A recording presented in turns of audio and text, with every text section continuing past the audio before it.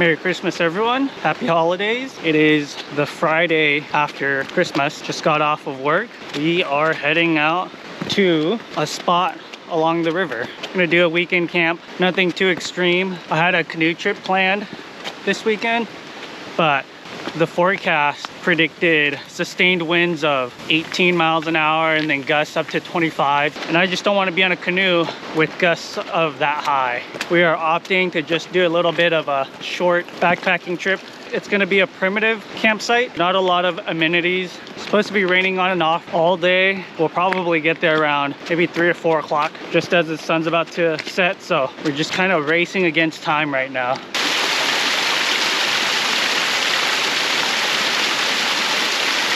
I was planning to do some trout fishing. I'm not entirely sure if we'll even be able to fish for trout.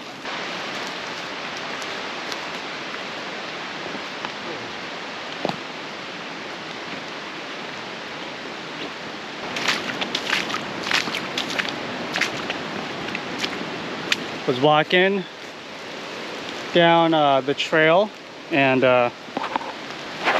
found some mushrooms here. I kicked this one. Turns out these are like boletes. I'm not entirely confident on the species, but it's definitely a polypore. That made me just kind of look around a little bit, and lo and behold, we actually found ourselves some chanterelle. I'm not entirely sure if this is like super old or not.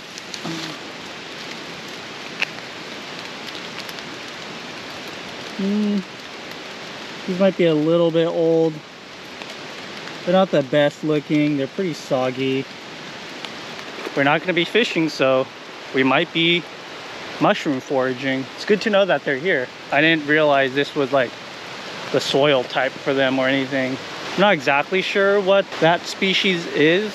It looks like it's golden chanterelle. I kind of assumed golden chanterelles grew along the coast, so it could be some white chanterelle or something. We are nearing the little camp spot. Not entirely sure where I want to pitch the tent, but there is a little an area where we could potentially have a fire. I'm not sure if anything will light though, just because of how soggy everything is. Here's another spot. This one is right next to the river.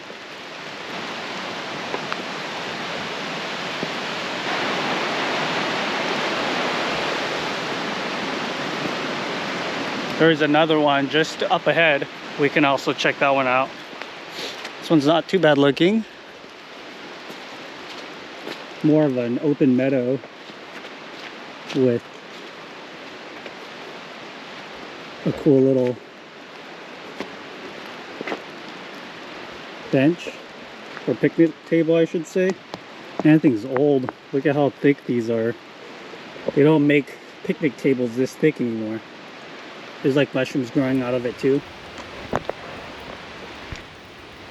Found a spot. It's the best one that we could do for now. There is that opening right here with the bench or the picnic table. I could pitch my tent in the open, but that's not ideal, especially with the amount of rain that we will be anticipating, and it's just gonna make for a really noisy night. On the backside of that opening, it's a little more sheltered. There's some trees up above. Nothing's dead. Everything seems like it's pretty stable. No large limbs that dropped recently. It's the best that we got. And it's like pretty far from the river where it's not gonna be too loud keeping us up at night. This is the REI Trail Made 2-person tent. Depending on what tent you have, you could theoretically pitch it in the rain without getting the interior wet. Usually how you do that is you have everything already put together, and then you just roll your tent stakes in the middle, and when you unroll it, everything should already be together, and all you have to do is put those tent stakes into the right spot. This is how it looks like rolled up. The tent stakes are right in the middle.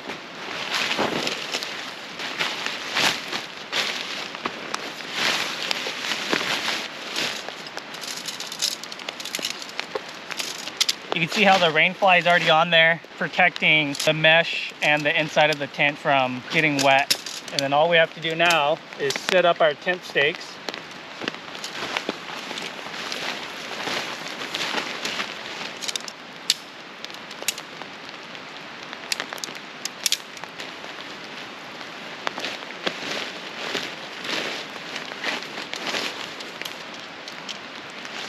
So you typically only want to do one tent stake at a time, because if you try to do like one side and then move on to the other, it's really gonna mess you up a little bit. So I usually do the top tent stake first. This one is on top. I'll go ahead and do that one first, and then the bottom one. That way there's no like tent stake on top messing up the order.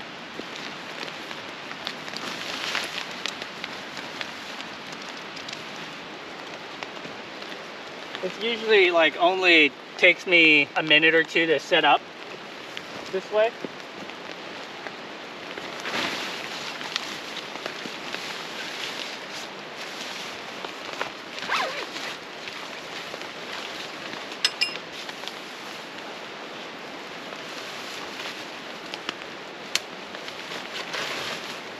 So that's basically done. All you got to do now is, you know, connect the hooks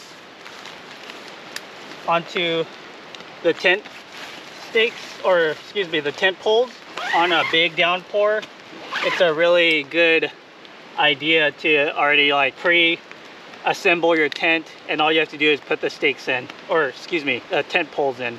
I don't know why I keep saying stakes.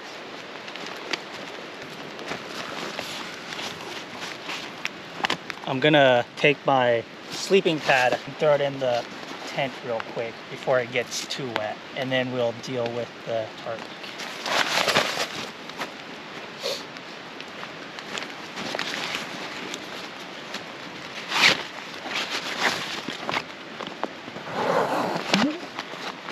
Oh no, my half and half is already leaking. Darn it. I really thought that mason jar was gonna keep it from leaking. Oh, it's not too bad. Only on a couple of things in here.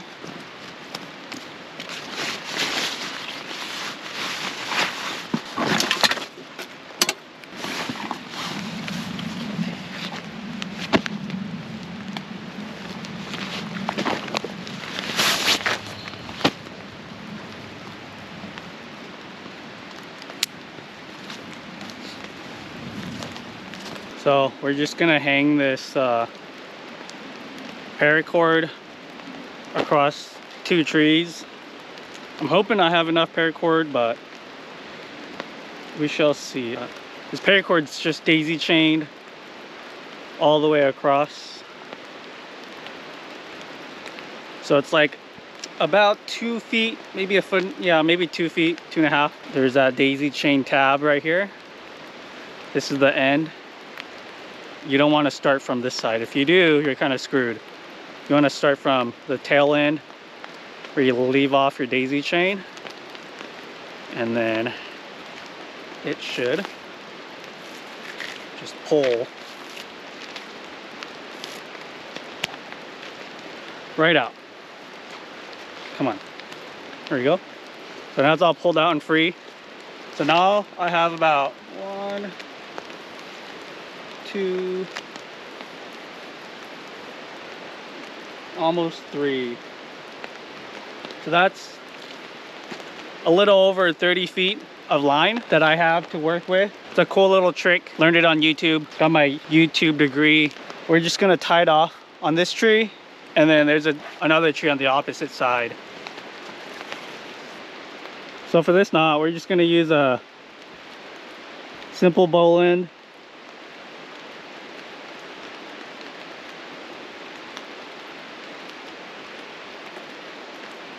Something simple to tie, but at the same time, we could take that knot off really easily. Oh no. I'm actually not gonna reach. Just gonna do a square knot. strong, won't slip, but at the same time, easy to undo.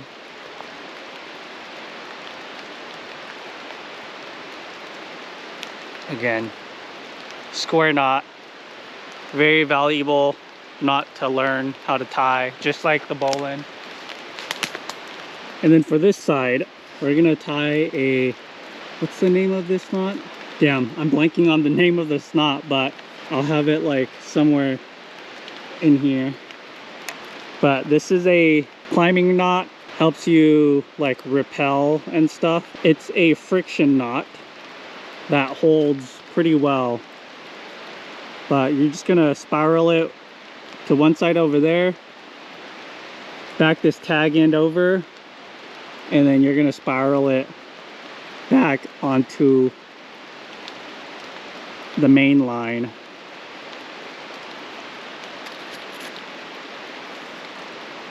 Make sure it's like nice and clean. Just like that. This allows you to tighten the knot or the line. Just like that.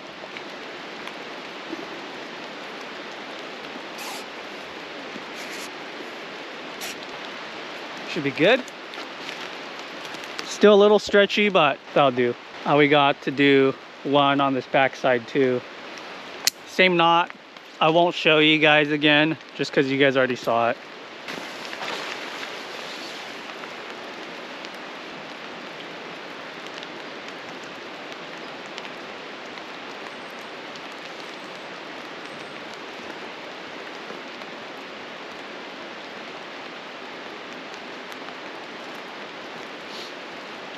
When I was first rigging it, the lines were too close together, so I just had to move this one back a little bit. I also had to use 2 of the red paracord just because that tree that I tied off to is a little bit on the bigger side, and then I just had to move this one down to one of the branches. Your first shelter is never going to be perfect, and chances are your next shelter is not going to be perfect. Don't feel discouraged if your tent's not the best. Like, this is kind of droopy right here, so I'm probably gonna find some stakes and stake these out a little further to make it a little more taut.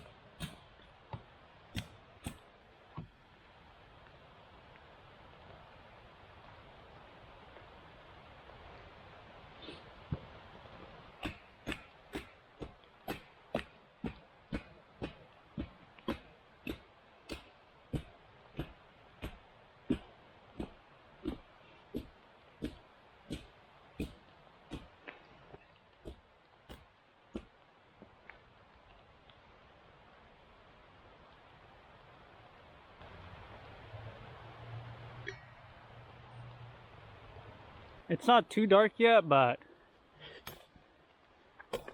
this Osmo is pretty bad in low light conditions, so I have to pull out the headlamp just to be able to capture what I'm doing. I mean, pretty simple task. We're just making a couple of stakes. We don't need to stake a ton, but just a couple of corners.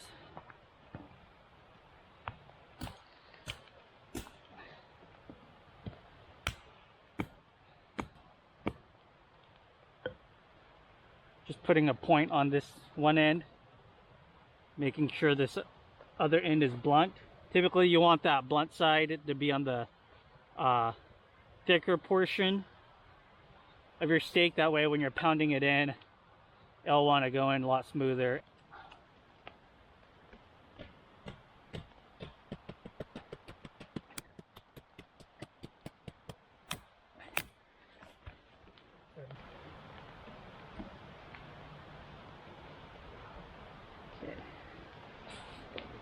That's a lot better. There's still a little crease in the tarp, but all that water is gonna just feed down and then run over to this corner, which I don't mind. It's not too bad. And then whatever excess will just spill over. But as long as we got a spot to hunker down in the rain, I can't complain.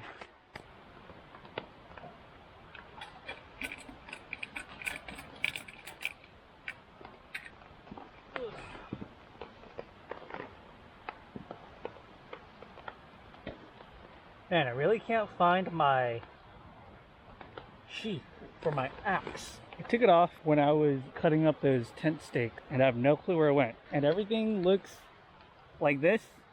It's all brown. It's like the perfect camouflage for my sheath. Dang, could you see that?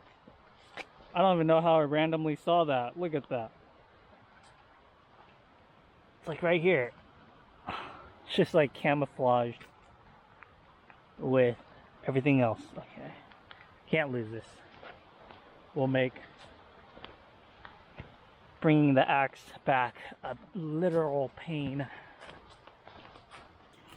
Getting pretty late. It's not terribly dark yet. On the camera it looks extremely dark, but we're probably just gonna get to cooking. That way we don't have to cook in the dark. For dinner tonight, we're just gonna have some cup noodles, something easy to make. I didn't want to have to make something super like extravagant on the first night.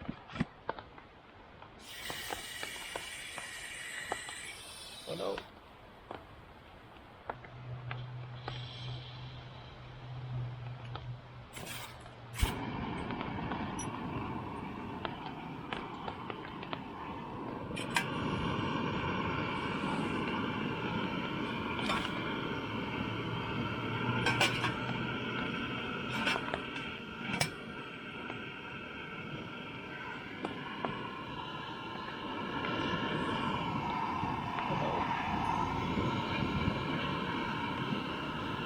Don't do that. That was crazy.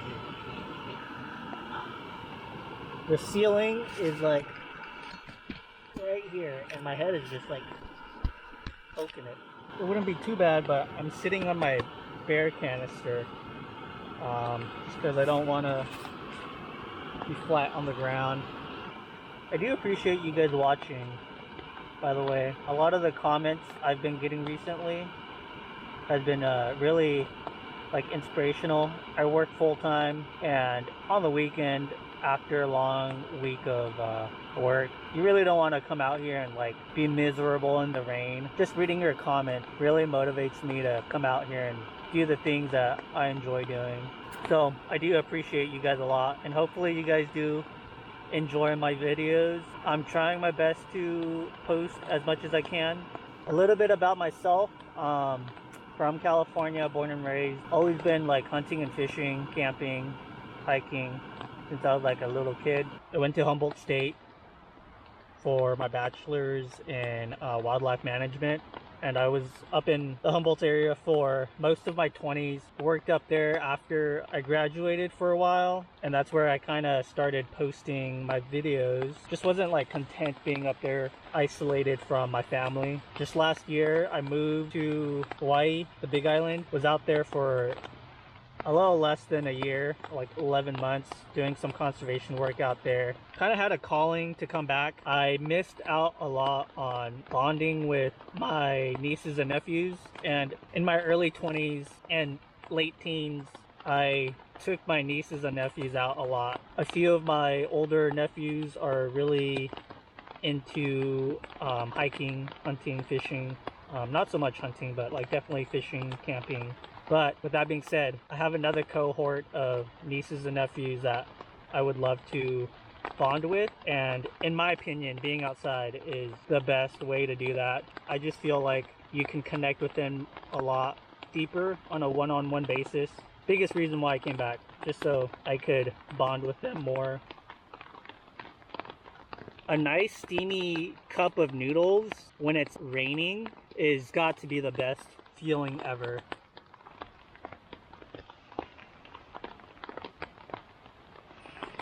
So warm and so salty. Really what I needed.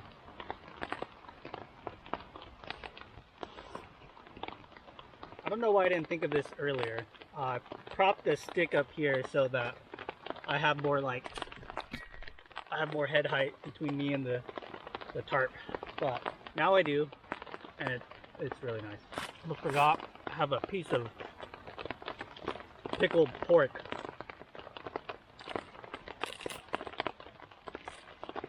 If you've never had pickled pork before, you probably wouldn't like it. But if you were raised on eating pickled pork, yeah, you know, it just freaking hits the spot. If you're like brave and experimental, I highly suggest you give it a try. I think you're not supposed to eat it like right out of the packaging like this. I could have swore it says here somewhere to like cook it first, but I've always had it cold, and every time my family has ever had it, we've always had it cold. I've had it like fried before, and that actually also tastes really good, but it just hits different when it's like a cold piece of pickled pork right out of the fridge. Back to the cup noodles.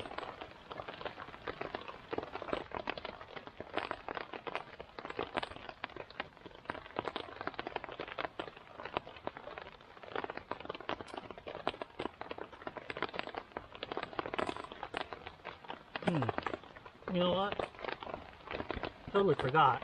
I brought some hot chocolate, and I think we are gonna have some of that.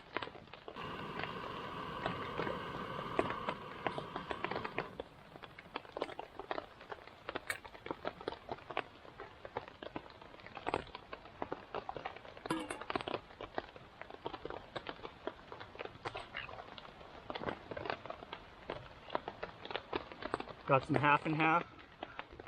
I don't know if you're supposed to use half and half in hot chocolate or if it's just like regular milk, but whatever.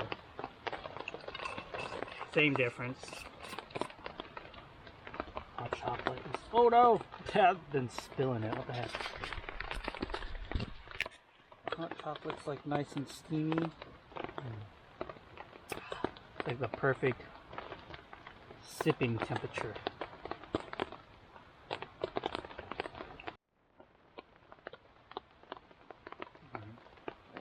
Well, that's all of the hot chocolate. I think I'm just gonna clean up, throw the trash in the bear canister and probably this dirty mug over by the picnic table over there. Oh, and my half and half, I guess. Clean up around camp a little bit, and then I think head into the tent and get myself comfortable. Maybe watch a movie or two.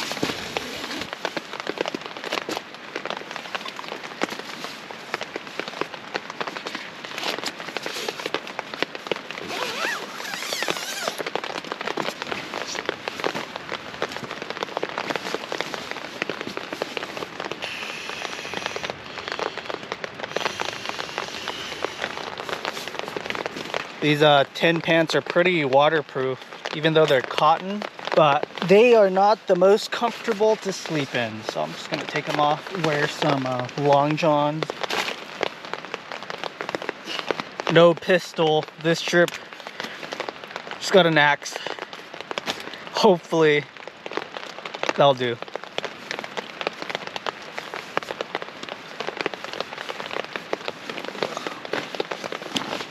$6:18. It's not too late. I thought it was a lot later than that. Pretty rainy outside. Not much we could do. We're probably just gonna watch some movies and I think go to sleep. I still can't believe the Cosmic Drive-In's closing. Man. It's like 4 o'clock and it's like been raining pretty hard for the last I don't know, couple hours, maybe 3 hours or so, but I've been up since like 2:30. Can't go to sleep. The rain's just been like super loud, hitting the tarp, spilling over. 5 minutes ago, a freaking huge tree fell like not too far from here, so now I'm getting like pretty paranoid. Sun's almost out. I guess we'll just try to get as much rest as we can. It's gonna be an interesting one.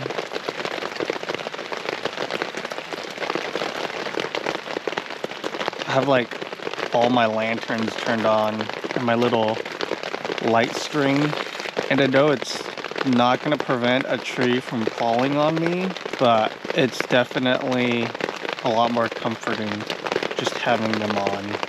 We might have to pack it up once the sun comes up, because if this rain doesn't let up, man, it might get pretty dicey. These trees are pretty big around me, so. And that tree fell pretty close.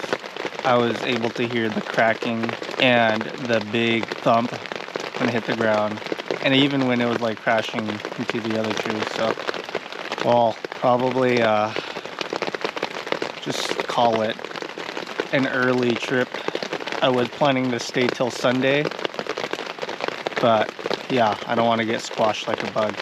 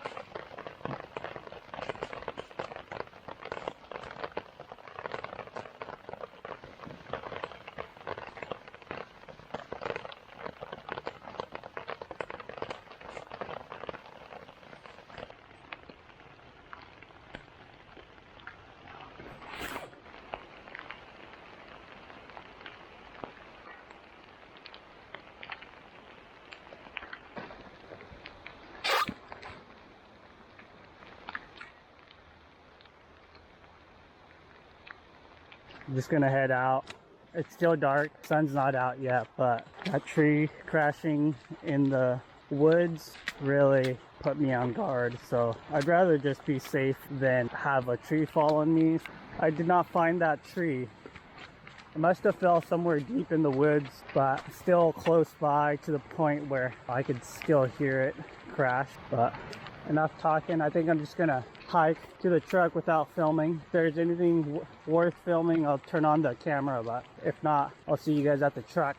I forgot to mention, I freaking forgot my car keys in the tent. It's like in the little side pouch of the tent, and my driver's license and everything else is in there, but probably won't stop to take it out until I get to the truck.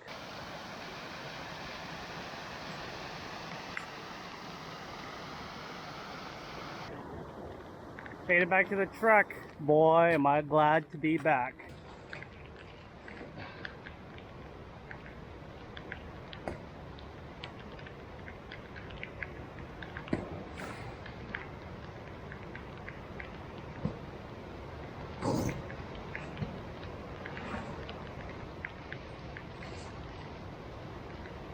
Oh yes. I'm not even gonna fold this back just because we're gonna be drying it back at home anyway, so.